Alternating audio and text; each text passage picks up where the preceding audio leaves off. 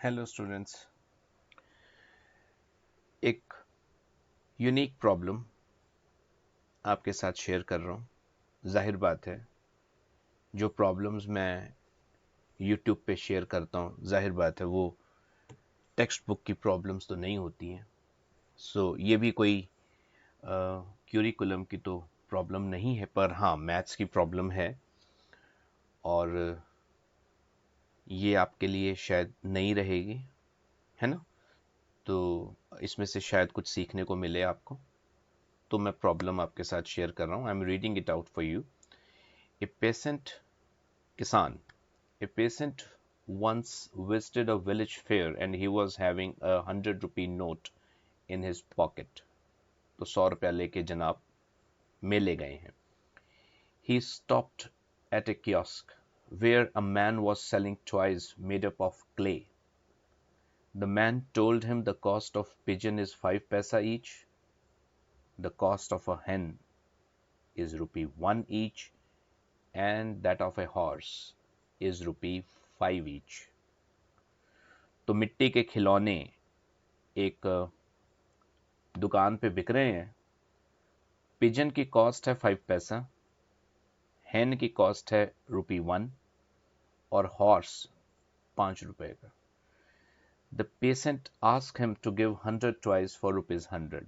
तो 100 रुपए के 100 खिलौने दे दीजिए। The man thought for a while and happily agreed to it. Can you tell how many pigeons, hens and horses the patient purchased. कितने उसके पास हैन, कितने पिजन्स, कितनी हैन और कितने हॉर्सेस वो परचेज करेगा। इंडिविजुअल नंबर ऑफ टॉयज बताने हैं। टोटल तो पता ही है 100 है, तो कितने उसने खरीदे होंगे ये यहां पर हमें पता लगाना है। ठीक है जी, क्वेश्चन थोड़ा सा करने की कोशिश करते हैं। तो जो चीज हमें निकालनी है वही हम अज्यूम कर लेते हैं। तो क्वेश्चन यही है, can you tell how many pigeons. So आप अज्यूम कर लीजिए। लेट अस से, let us assume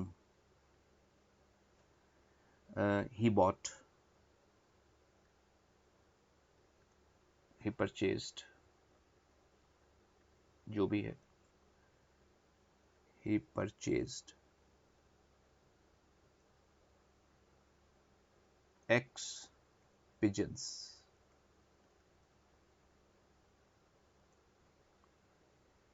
and he purchased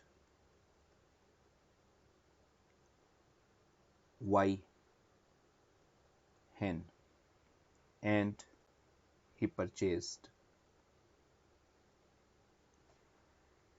Z horses, whatever। तो ये हालात हैं। तो क्वेश्चन के मुताबिक x plus y plus z is equal to 100। पहला रिजल्ट, 100 रुपए में 100 टॉयज। दूसरा, कीमत, जो पिजन है उसकी कॉस्ट है 5 पैसा। तो हर चीज हम रुपीज में लिखेंगे क्योंकि हम रुपीज में ऐड कर रहे हैं। तो 5 पैसा happens to be 1/20th of a rupee. तो x into 1/20 plus y times 1। हैन जो है वो 1 रुपए की है और हॉर्सेस जो हैं वो 5 रुपी ईच हैं। तो 5z इज इक्वल टू 100। तो ये मेरी सेकेंड इक्वेशन है। तो हमारे पास कुल मिलाकर 2 ही इक्वेशंस हैं और वेरिएबल हमारे पास 3 है।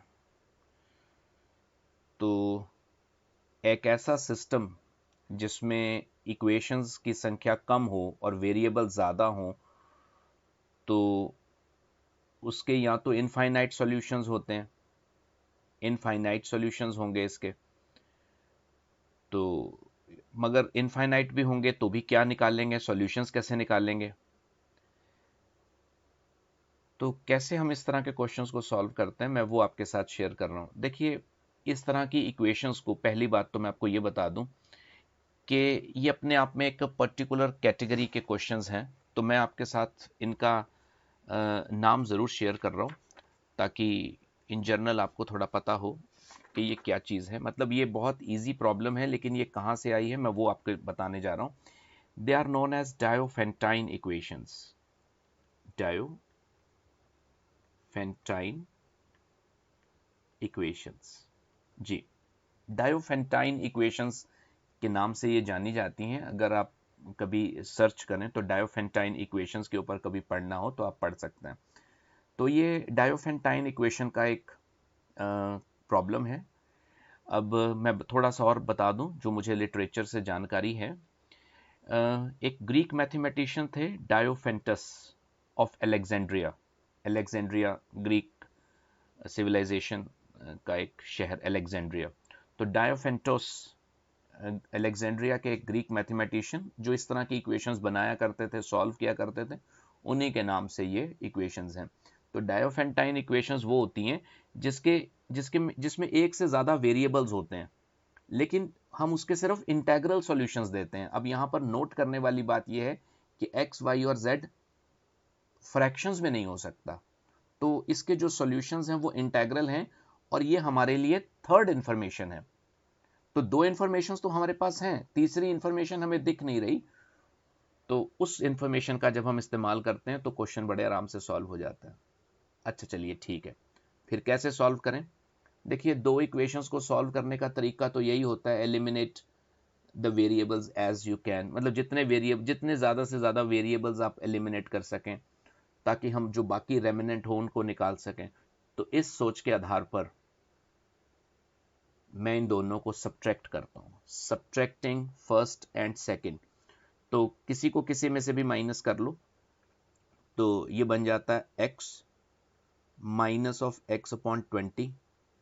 y से y कैंसिल हो जाएगा, z minus of 5z, z minus of 5z is equal to 0. Subtracting first and second, this is all we get. That's it. तो ये कितना आ जाता है, 19x by 20 and then it is minus of 4z equals to 0. तो मेरे ख्याल से अगर मैं इसको सिंप्लीफाई करूं तो 19x by 20 is equal to 4z. तो x कितना आता है, मेरे ख्याल से क्रॉस मल्टीप्लाई कर देते हैं तो 19x is equal to 80z.